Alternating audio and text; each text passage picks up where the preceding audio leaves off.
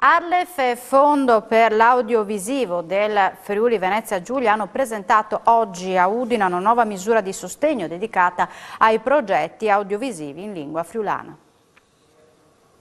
Possono accedere le imprese che hanno sede in regione e che appunto hanno intenzione di produrre un audiovisivo, un film, un documentario, un cortometraggio, un'animazione. È un fondo aggiuntivo perché il progetto deve superare in un qualche modo l'esame del comitato tecnico ed essere finanziato come qualsiasi altro progetto in italiano o anche in sloveno, in un'altra lingua.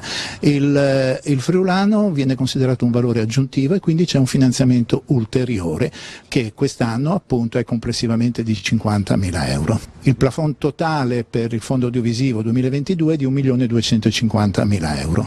Senta direttore, chi vuole accedere a questo fondo deve rivolgersi all'Arlef?